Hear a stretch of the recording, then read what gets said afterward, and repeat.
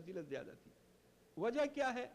وجہ یہ ہے کہ بی بی خدیجہ نے 1/7 قرآن پڑھا تھا اور اس چھوٹی بیوی نے پورا قرآن پڑھا تھا،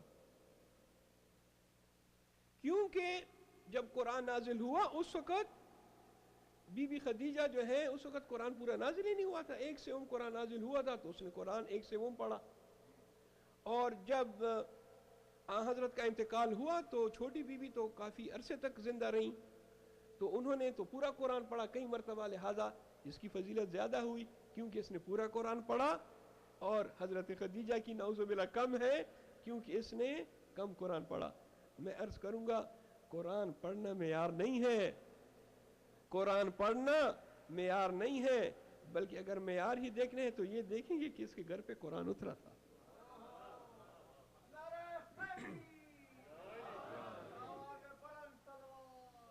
اللہم صلی اللہ علیہ وسلم۔ بے شک انہوں نے پورا قرآن پڑھا تھا، مگر یہ تو وہ گھر ہے کہ جہاں قرآن اترا ہے۔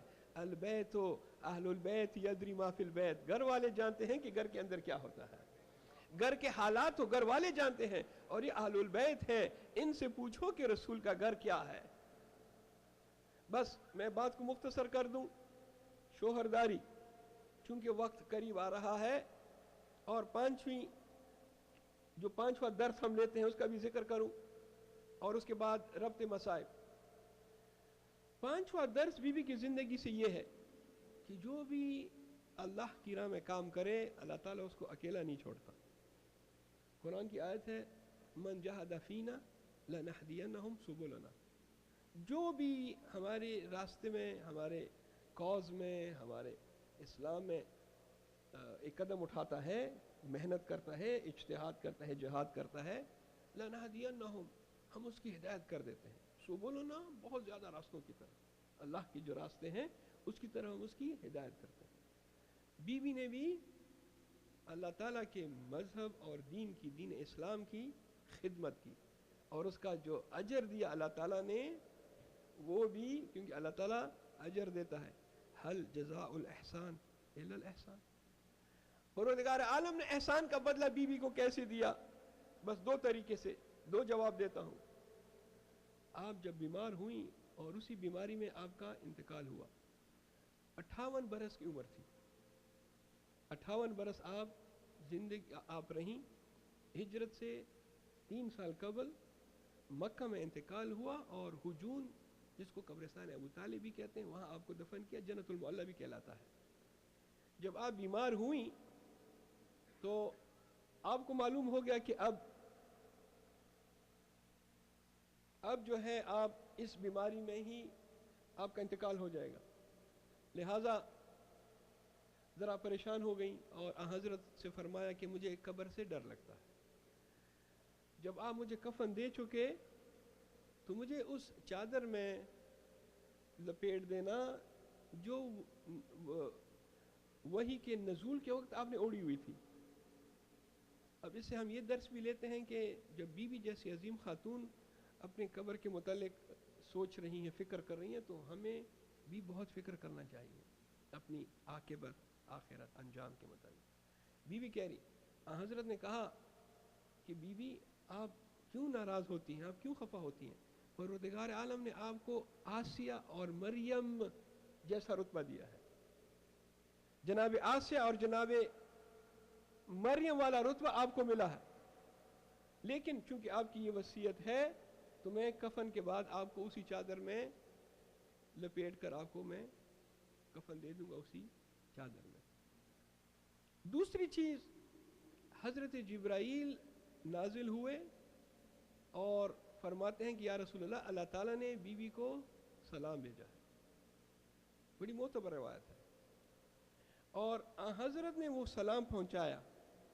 فرماتے ہیں کہ بی بی اللہ تعالیٰ نے آپ کو سلام بھیجا ہے، کتنا بڑا رتبہ، کتنی بڑی فضیلت، اللہ تعالیٰ بی بی خدیجہ کو سلام بھیجوا رہا۔ بی بی نے کیا جواب دیا؟ فرماتے ہیں کہ واللہ سلام، اللہ سلام ہے، اللہ کے ناموں میں سے ایک نام سلام ہے، سلامتی، واللہ سلام وَيَعُودُ إِلَيْهِ سلام، سلامتی اسی کی طرف ہے، इलैक व इलैहि सलाम व अला जिब्रील सलाम, जिब्रील पर मेरा सलाम हो, अल्लाह की तरफ सलामती है, अल्लाह की तरफ से सलामती है। और उसके बाद जिब्राइल ने कहा या रसूल अल्लाह, अल्लाह ताला ने बीबी का कफन भी भिजवाया है, और फरमाते हैं कि बीबी खतीजा का कफन मेरी तरफ से। अल्लाह ताला कफन जन्नत से बीबी खदीजा के लिए भिजवा रहे हैं जिब्रील के हाथ। रिवायत में मिलता है कि हज़रत जिब्रील ने 5 कफन दिए रसूल खुदा को, और फरमाया कि या रसूल अल्लाह, ये पहला कफन जो है ये बीबी खदीजा का है अल्लाह ताला की तरफ से, दूसरा कफन आपके लिए है, तीसरा कफन अमीरुल मोमिनीन बीबी फातिमा अलैहिस्सलाम, चौथा अमीरुल मोमिनीन, पांचवा इमाम हसन मुज्तबा। एक मरतबा हजरत ने पूछा मेरे हुसैन के लिए कौन सा कफन है? तुम 5 कफन लेकर आए जिब्राइल, मेरा हुसैन जब करबला में शहीद होगा तो उसका कफन कहाँ से है? शायद जवाब मिला हो कि या रसूल अल्लाह, अल्लाह की ये मशीयत है, अल्लाह की ये मर्जी है कि हुसैन का जनाजा 3 दिन तक करबला के गरम रेत पे और कोई कफन देने वाला न हो। जवान बेटा देख रहा होगा, जनाजे की तरफ निगाह कर रहा होगा, दिल पे क्या गुजरेगी, बाबा तेरी मजलूमियत पर सलाम, मैं मौजूद हूँ मगर मैं कफन नहीं दे सकता, अजरुकुम अल्लाह। अगर बात यहाँ तक ही हो जाती तो काफी थी। इमाम हुसैन का जनाजा बगैर कफन के, एक मर्तबा जालिम कहता है कौन है जो इस जनाजे पर घोड़े दौड़ाए, कौन है जो हुसैन के जनाजे को पामाल करे?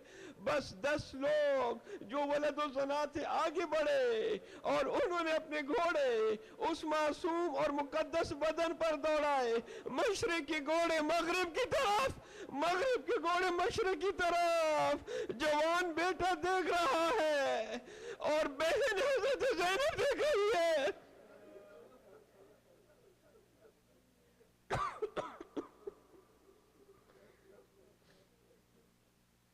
लानतुल्लाहि अलल कौमिज़ ज़ालिमीन वसयअलमुल लज़ीना ज़लमू आला मुहम्मद अय्या मुनक़लिबिन यनक़लिबून ला हौला वला कुव्वता इल्ला बिल्लाहिल अलिय्यिल अज़ीम। बारे अल्लाह इस मुख्तसर और कलील मजलिस को, अज़ादारी को अपनी दरगाह में कबूल व मंजूर फरमा। तुझे वास्ता बीबी खदीजतुल कुबरा का आज हमारी इस मजलिस में जो जिस किस्म की नेक और शरई हाजत रखते हैं उनके हाजात को पूरा फरमा। बानी मजलिस के तौफीकात में मज़ीद इजाफ़ा फरमा। बानी मजलिस ने जो इफ्तार का इंतज़ाम किया है बारअल्लाह इसके एवज़ में इनके रिज़्क़ हलाल में इजाफ़ा फरमा।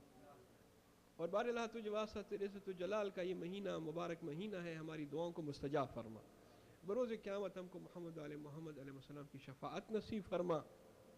और बारअल्लाह जो लोग इस्लाम की खिदमत करते हैं जिस तरीके से भी हो, जिस तरह आपने ऐलान में सुना कल स्कूल के सिलसिले में तकरीर होगी और इसका सहरा भी हमारे बिरादर बुजुर्गवार मूसी साहब को जाता है। हमारी ज़िम्मेदारी है कि हम अच्छे और नेक कामों में इनकी मदद करें। बारअल्लाह हम दुआ करते हैं कि मूसी साहब को अपने इस मकसद में कामयाबी और कामरानी अता फरमा, और मोमिनीन को भी तौफीक अता फरमा कि इन नेक कामों में मूसी साहब और दूसरे लोगों के साथ ताउन करें। इमाम ज़माना के ज़ुहूर में ताजील फरमा, हमें उनके आवान अंसार में शुमार फरमा। बानियान मजलिस के मरहूमीन की साल सवाब के लिए, हाज़रीन के मरहूमीन के लिए सूरतुल मुबारकतुल फ़ातिहा मा सलावत।